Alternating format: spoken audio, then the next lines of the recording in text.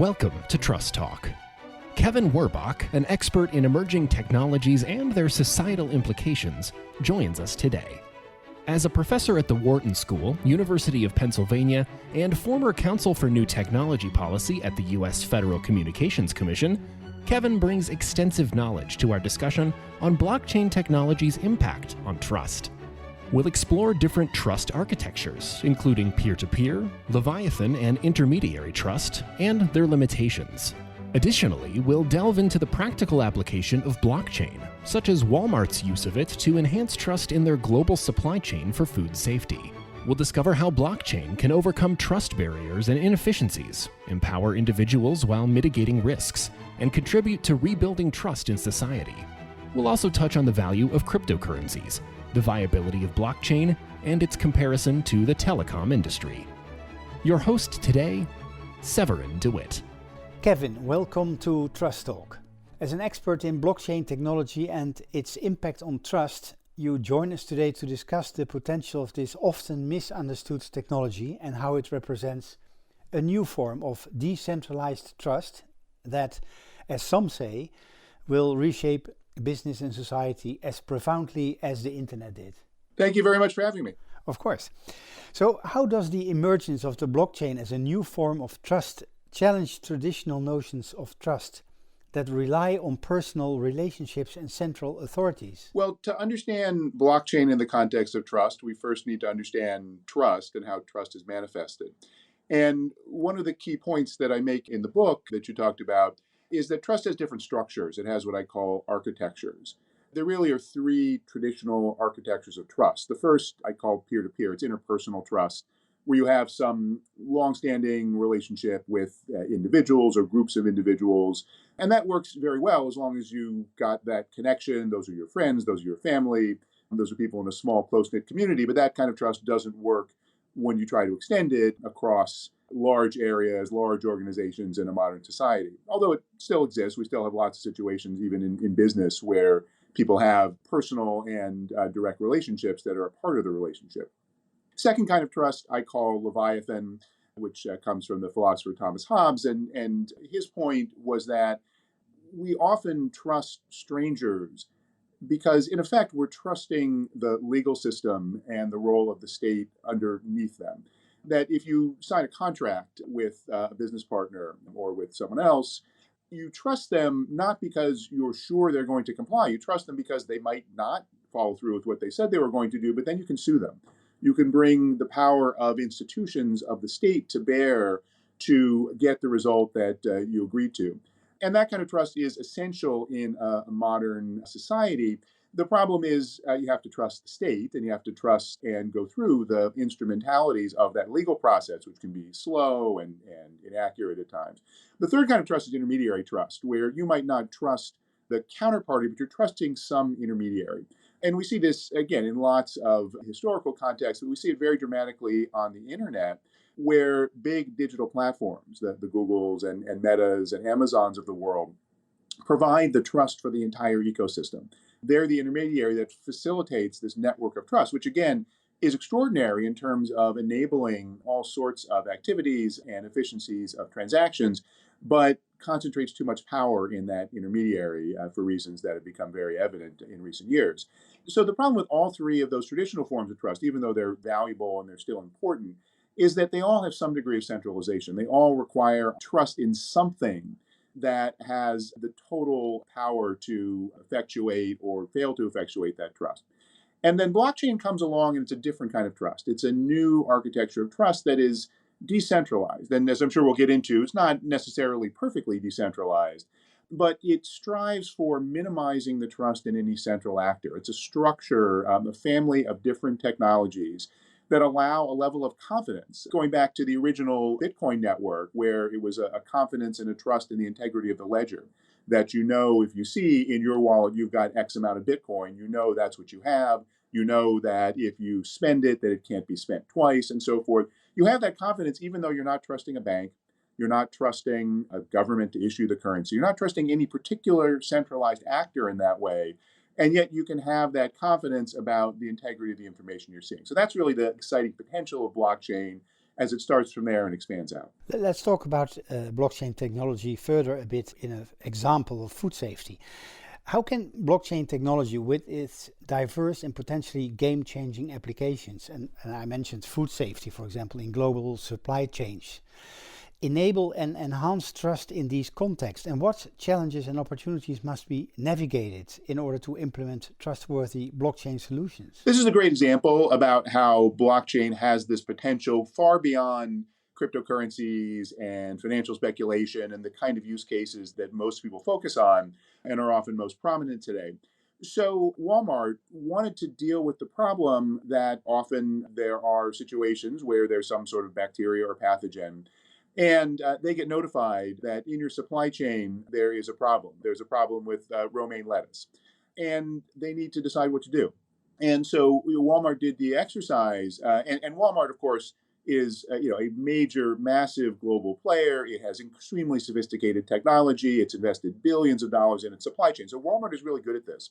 And the person who's head of food safety at Walmart did the experiment, who said, let's say we know that somewhere in our supply chain there's some bad lettuce. The thing we have to do if we don't know where the bad lettuce is coming from is take all the lettuce off the shelves of every one of our stores all around the world, which is incredibly costly and inefficient. What we want to know is what specific farm somewhere in the world did that bad lettuce come from? When all we know is that someone pulled it off a shelf somewhere at a Walmart and ate it and got sick. And they did the experiment and they said about 6.5 days. That's how long it takes us to figure out which farm it came from. Way too long, right? If it's 6.5 days, you don't know, you've got to pull all the lettuce off everywhere to be safe. And the problem is a problem of trust because there are thousands of players in that global supply chain and they all don't trust each other. They share information, but there's no one who has all of the information, who can look at all of the data at all the farms, at the shippers, at all the intermediaries, all the way out to the stores. And even Walmart, with all the power it has, can't force that to happen across the supply chain because not everyone trusts Walmart in that supply chain. And they also are dealing, some of them are selling to Walmart competitors. So what they did is developed a blockchain-based solution. And the blockchain-based solution had a platform, a ledger, distributed ledger, that kept that information on the blockchain. Everyone in the supply chain could put the data into the blockchain. Everyone could trust the blockchain because they all could see transparently what was there. And they didn't have to feel like they were giving up control to some third party, to some centralized actor. They all were sharing in that blockchain, including Walmart. Walmart couldn't control what went on the blockchain or change that information. And by doing that, they were able to get that 6 days down to something like 20 seconds because it's just a database lookup to find that information all the way back to the source. That's a very powerful example where circumventing these gaps and barriers of trust with the traditional system can be extremely valuable.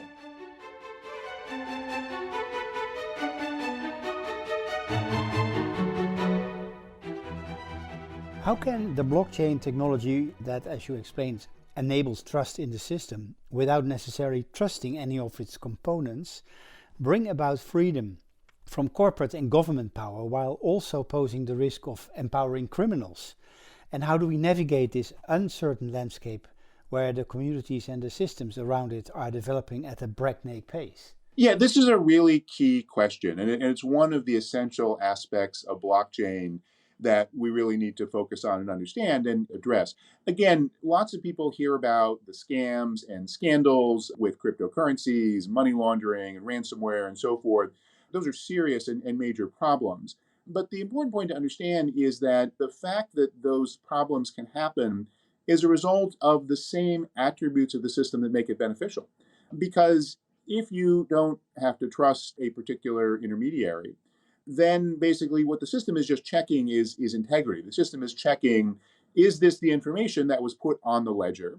And then someone else is reading the information off the ledger. But these are just computers, and the computers have no way of understanding what they are dealing with at the level humans do. So the system may be recording legitimate food safety information, but maybe it's also facilitating money laundering by criminals. Now, there are ways to address this. The food safety system that I described that was built by IBM and Walmart initially is a permission system. So anyone can't just go on that network and do whatever they want. But that limits the degree of decentralization. So that's the trade-off that has to be made. In the book, I talk about something I call Vlad's conundrum, which is named after Vlad Zamfir, who is one of the key developers of the Ethereum network, which is one of the most prominent blockchains. And he basically makes the point that if we want the benefit that no one can exercise control, that Facebook doesn't control all of the data about us and use it for advertising, that authoritarian governments won't be able to limit speech in ways that we might find harmful. If we want to be sure that that's happening on a blockchain, then we also can't be sure that the blockchain is stopping, for example, child sex traffickers or terrorists from using the system to carry their messages as well. And so, really, what we need to do is to have the debate and look at the mechanisms that facilitate legitimate transactions. And these may be difficult decisions where different communities and different countries have different answers about, at the margin, what's legitimate. There's some things, again, like funding terrorism that we can all agree on. But figuring out what kinds of things are situations where we need to limit the trust minimization of the blockchain, and then figure out both technically and through legal and governance mechanisms how to implement that. Another potential application, if I'm not mistaken, of blockchain, let's talk about the trust crisis. It has been developing for many years and is now a reality, as was warned by influential books such as Robert Putnam's Bowling Alone and Francis Fukuyama's Trust, that highlighted the erosion of social trust and the growth of social pathologies. And how can blockchain technology help to address these contemporary crises? Well, I'm sure you've had many guests on the podcast that have talked in one way or another about this great trust crisis in contemporary society. We see it, in lots of different ways, many measures and surveys about either generalized trust or in particular institutional trust. To what extent do people around the world say that they still trust governments, that they still trust corporations, that they still trust the media, that they still trust even non-governmental organizations? Do they just still trust other people? All of those indicia, broadly speaking, have been going down over time. And that's pathological for society. Trust is really what enables and facilitates large-scale social interaction and allows all kinds of healthy developments where we don't need to resort to barricading ourselves in our homes or using some sort of private security mechanism or limiting the scope of interactions that we have. We can go out in the world and trust when we're dealing with strangers all around the world that we have some comfort that they're not going to take advantage of us. So that trust is tremendously important, and it's tremendously corrosive. What we've seen in countries like the United States and many other countries, that so many people are convinced the system is fundamentally rigged. Nothing they see in the media can be trusted. Nothing that a politician says can be trusted. That's terrible in terms of a functional and free society. So the question is how to rebuild trust. And blockchain is not the answer. It's one piece of the answer, I think. There are many different elements to this. But the potential is there to use this new technological architecture of trust to be able to facilitate activity. That might be, for example, tagging information to identify deepfakes or now AI-generated content. There are various ways to create a digital watermark around assets that you see to be able to demonstrate that it's actually created by the person who said they created it, for example. That, again, doesn't require blockchain for that, but then the question is, how do you convince yourself that the hashtag, the digital watermark you're seeing, is actually the one that was put on the network by the person who claims to be the originating actor? You need a communications network. You need a record-keeping system that maintains that integrity without having to drop back to saying, well, you should trust this because it was done by a company that you should trust. You should trust it because it was a media organization that you trust. People don't trust those things. Blockchain provides that opportunity. Blockchain provides what is sometimes called credible neutrality. You can be confident that the blockchain system, if it is appropriately decentralized, is not effectuating any particular entity's interest, because you can see transparently what's there. And you can see that there's no one who even has the power to say, put that on the blockchain and not that. Or once this information is on the blockchain, change it or remove it in some way. No one can do that. So therefore, you can have confidence that what you're seeing just reflects the accurate information that was put on the blockchain.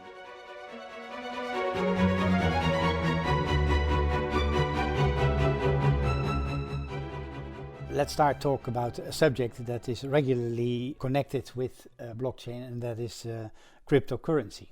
So how can we distinguish the value of a cryptocurrency like Bitcoin from traditional currencies, despite the fact that it is not backed by any tangible asset. Is it a mistake to equate the value of a currency with the assets it represents? And what role does trust play in the adoption of cryptocurrency as a legitimate form of payment? Well, to understand that, we need to go back to the nature of money.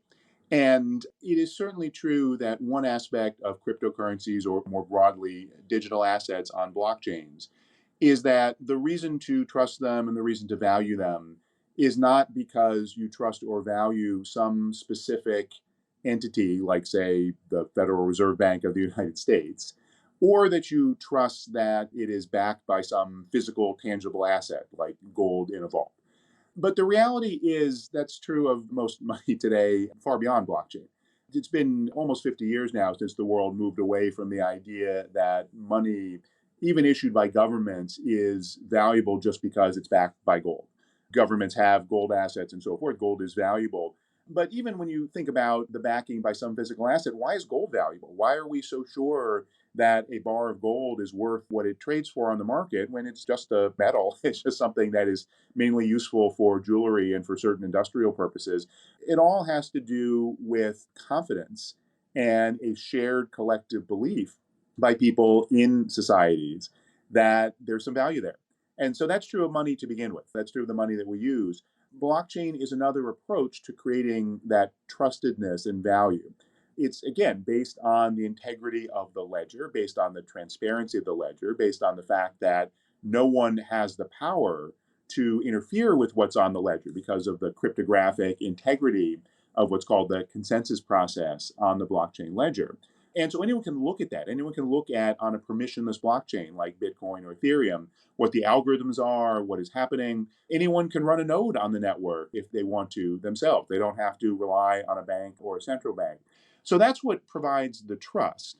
The fact that verification is accessible to all of this is transparent, and we have some history. So the Bitcoin network has been operational since 2009, so almost 15 years now, and effectively has never been hacked. Bitcoin at its peak was $1 trillion worth of notional value, of the trading value of all the Bitcoin that's in circulation. Now it's still in the range of several $100 billion.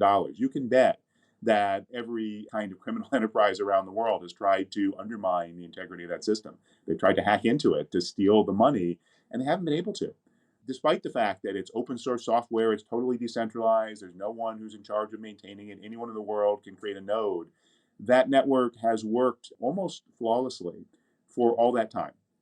So that's part of what gives confidence that this approach is actually viable.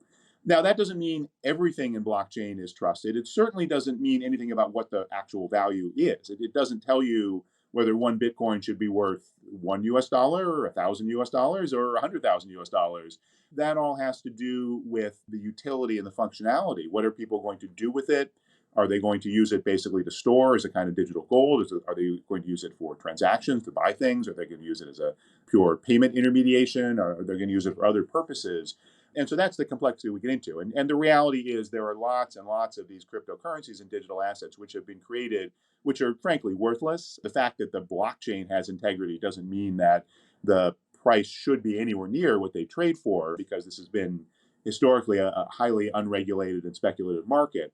But the basic idea that you can have something that is valuable because it is on a blockchain is not something that we should be particularly surprised by when you actually understand why we value money itself. I wanted to talk with you about Willy's paradox. It's named after Oxford professor Willy Leedom-Virta. And how does that relate to the future of blockchain technology as a trust architecture? And how do external forces such as law and regulation shape the blockchain economy? And what role does internal governance play in the success or the failure of blockchain-based systems? Yeah, so Willy Leedom-Virta is a brilliant economic sociologist. He's actually someone who, in an early article trying to figure out the identity of Satoshi Nakamoto, who's the pseudonymous person who issued the Bitcoin white paper. We still to this day don't know exactly who that was, whether it was an individual or a group of people. One investigation suggested it might be Willy. They called him up and he laughed. And part of the reason he laughed is he's actually quite a skeptic about blockchain and cryptocurrencies. The point that he made, which I labeled Willy's paradox, was talking about an incident called the DAO attack.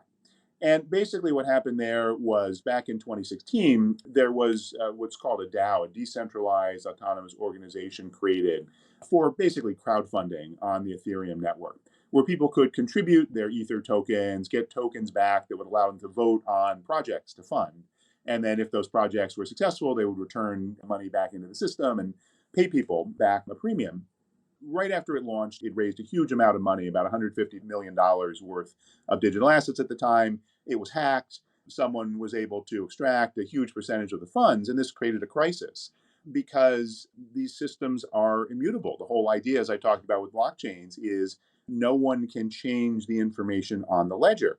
This was a case where clearly this was a theft. Everyone understood that this was not a legitimate transaction, but that's everyone except the blockchain itself. It's just software code that saw a programming instruction that was compatible with the system that was there, even though it was someone exploiting a bug. And so the community had to decide what to do. And ultimately, what they decided to do was what's called a hard fork. They broke the entire Ethereum blockchain in basically into two paths. And they all got together, and a majority of the what are called the miners, the people who run the nodes on the network that validate transactions, agreed to a software upgrade where they would basically reverse the hack.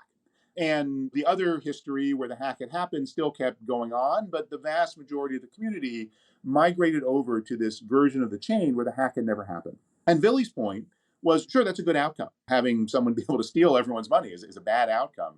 But essentially, what happened there was just ordinary traditional governance. That was a majority of the leaders of the community, the powerful, influential actors, got together and said, we need to do something about this, and convinced everyone to do something about it. And he said, well, that's not anything new. That's not decentralized. That's nothing about new cryptographic technologies or blockchains. That's just about ordinary governance where communities have leaders and communities have those who have power to influence decisions, and they come together in sometimes messy ways and decide. And so Billy's paradox, what I call Billy's paradox, was his point was, if it's really blockchain, if it's really decentralized in some meaningful way, it's just not going to work. It's going to fail in situations like this where there needs to be governance. If there is effective governance, though, it's not blockchain, he would say. It's just ordinary situations where there are power dynamics, where legal systems may come into play. And the point that I make in response to that is, first of all, it's an important, very insightful argument to be made about blockchain. These things are not fully decentralized. They're not fully trustless, and we don't want them to be for the reasons I was talking about earlier. But essentially, this is a matter of figuring out what the right trade-offs are that we want to make.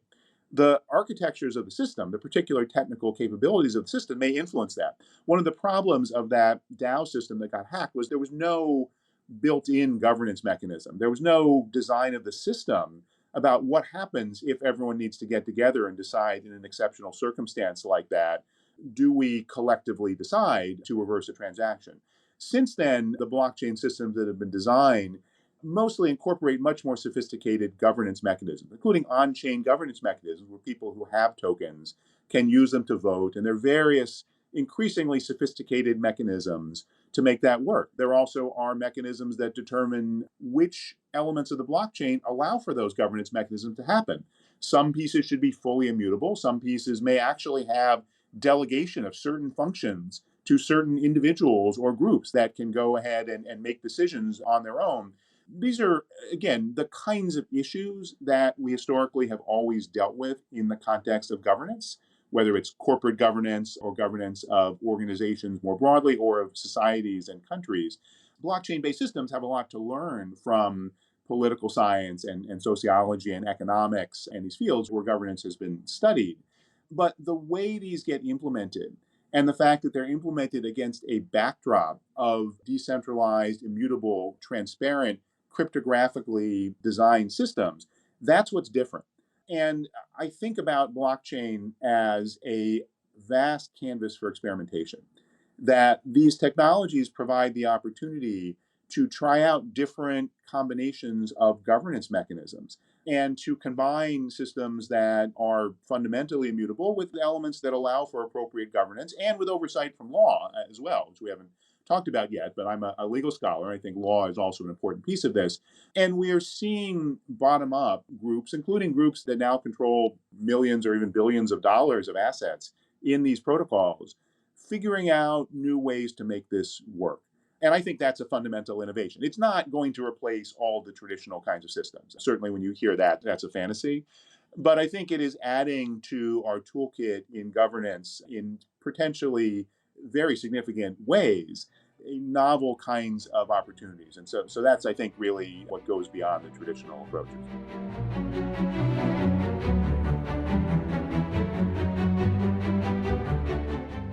Let's talk about something that where it goes wrong, FTX. How does the collapse of FTX impact the relationship between cryptocurrency and risky behavior? And what is the US approach to digital assets, and how does it differ from other countries' approaches? Yeah, so to talk about FTX, which as most people probably know, was a major digital asset cryptocurrency exchange, one of the largest in the world, that was nominally based in the Bahamas. It collapsed, and it has subsequently turned out they were engaged in all sorts of basically fraudulent activity, literally taking their customers' funds, which were custodied with them for trading in cryptocurrencies, and using them for its own purposes, sending them off to affiliates, deliberately manipulating markets in all sorts of what seem to be fundamentally illegal and unethical ways. And this has greatly shaken confidence in cryptocurrency trading markets. The important thing to understand is that FTX was not a blockchain. FTX is a centralized company, or network of companies really, where people give them control over their digital assets. Customers would give their crypto to FTX to custody, and then FTX would, at their direction, trade it on the exchange or engage in those other kinds of financial transactions. This is structurally exactly the same as what happens with a traditional financial exchange. If you are in the United States trading stocks on the New York Stock Exchange, it's exactly the same kind of relationship. So FTX had that power and control. The fact that the assets were on a blockchain did not mean that there was actual decentralization. And the problem is that because of the underlying blockchain, because of all the hype that has gone on around blockchain and crypto, most users didn't realize that. They thought that they were protected because this was a crypto-based system. And it turned out that they weren't, because if you have a powerful centralized intermediary like an FTX, you need law and regulation. And this is what we've seen throughout centuries of experience in finance. Anytime there are opportunities for novel, sophisticated kinds of financial transactions, and there are not serious protections for especially individual and unsophisticated investors, people get scammed in a big way. And this is the reason why the United States passed securities regulation starting in the 1930s after the Great Depression, because there was vast amounts of fraud back then. And the technology doesn't change that. In fact, it makes it easier for there to be fraud because anyone around the world 24/7 can participate and transact in these systems. So what happened with FTX, and there were a number of other collapses like that last year, was it was a wake-up call that the governments of the world need to implement appropriate regulations that apply to these systems. And they need to understand the distinction between things that are on the blockchain and more decentralized, where there's not that centralized control. Those systems, by the way, have other problems, which goes back to what we were talking about before in terms of the illicit activity for money laundering and so forth. So they need regulation as well, but they don't have the problem of commingling of funds, for example, which is what happened with FTX. And that's what we saw when the centralized exchanges and also subsequently several banks that were providing services for crypto collapsed. The decentralized platforms, what are called DeFi, decentralized finance platforms, in some cases which had billions of dollars transacting of them, kept working just fine. And again, even though they have problems, they get hacked, they were not vulnerable to that situation where the trusted central actor can abscond with the funds, because the system actually provides that integrity on the blockchain. So we need a lot more understanding of those kinds of distinctions, and we need creative development of regulatory mechanisms to provide oversight when there is this scale of financial activity. Kevin, did you see the documentary Cryptopia? No, I don't think so. Well, I just saw the documentary on Netflix, and in that documentary, a comparison was drawn between the efforts made by telecom companies in the past to create a restricted pay-per-use internet system, and the attempts made by certain parties to transform the open and decentralized blockchain network into a closed, sterile corporate system where users are charged based on usage time. Do you see any analogy to the telecom situation and the internet? Well, my history is working in telecom. I was at the Federal Communications Commission in the U.S. So there is a connection, but I guess I would say it's really a broader fundamental issue. There are always in network systems both centrifugal forces, which are outward pulling forces, forces that push towards decentralization, and also centripetal forces, inward pushing forces that push towards centralization. And these are always in tension, and neither one is perfect. The more centralized you get, in some ways, the more efficiency you get because everyone's on one platform and it's controlled in a very simple way. But then you have the problem of empowering those central actors. And when they get too powerful, they extract rents from the system. And you also have vulnerabilities. If everything is centralized and the central system gets hacked, everything fails. So there also are inherently always pressures towards decentralization, which is valuable in many ways for users, but also valuable in terms of security and integrity.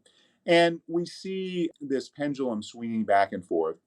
We certainly saw it with telecommunications, where the internet, the availability of this technological set of protocols, the TCP/IP protocol of the internet, which for the first time functionally at scale made it possible to have a global communications network with no central administrator, where basically it was just a matter of your network needs to talk to those protocols and you federate, you integrate with other networks that talk to those protocols.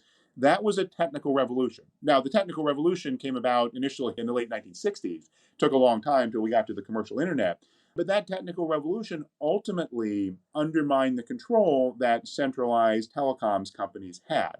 But they were always pushing to replace it with a centralized system they controlled, just as the centralized software companies. Microsoft at the time was the dominant operating system vendor, and Microsoft was saying loudly and aggressively, don't go on this dangerous internet that doesn't always work very well. Use our nice, shiny, clean, Microsoft-based online service. And ultimately, they lost as well. But it's not the case that always the decentralized system wins. And it's not the case that always the decentralized system should win for some of the reasons we've talked about. But yeah, we definitely are seeing now a broad recognition around the world that the internet has become, in many ways, too centralized, that massive digital platforms have too much control. Their ability to integrate in data and use that to target content, to build these massive advertising-based business models is both harmful to users in terms of privacy and so forth, but also limits innovation because they prevent other kinds of companies who have great new ideas from getting to users and getting to scale. And so there's broad recognition that there's a need for new kinds of decentralized pathways for internet-based activity. And this is often talked about as Web3, a third iteration of the web. And blockchain, because it provides that foundation, that core capability to connect and to exchange information and to exchange value without having to have trust in some central provider, that becomes one of the most prominent platforms for that movement. But again, it's not that everything is going to go in one direction. It's going to be messy, and we shouldn't assume that the blockchain system is always the best one. But I think that's a really exciting opportunity to build on and to provide a foundation for new kinds of systems that are much more empowering.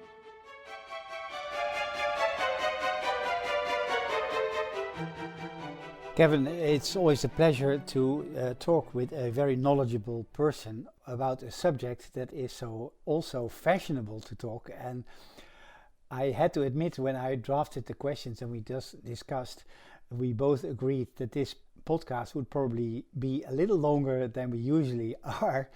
And that's completely fine because it's a very interesting subject. And thank you very much for giving us this information and being able to talk with you about this highly interesting and influential subject. Absolutely, my pleasure. It's something that I think people need to understand better, whether they wind up being advocates or being skeptics. I think that the technology is ultimately going to be integrated into lots and lots of different systems in the future. Kevin, thank you very much. All the best. Absolutely. Thank you. And hopefully, maybe in a couple of years when Trust Talk still exists, we see what all happened with blockchain. Thank you for joining us for another episode of Trust Talk. We hope that you found the conversation valuable and informative. At Trust Talk, we believe in the power of trust to create positive change in the world. If you believe in our mission, we would greatly appreciate your support. You can help keep Trust Talk going by making a donation on our website at trusttalk.co/donate. Every contribution, no matter how small, helps us to continue bringing you thoughtful and engaging podcasts. Thank you for your support and for listening to Trust Talk. We look forward to meeting you again for future episodes.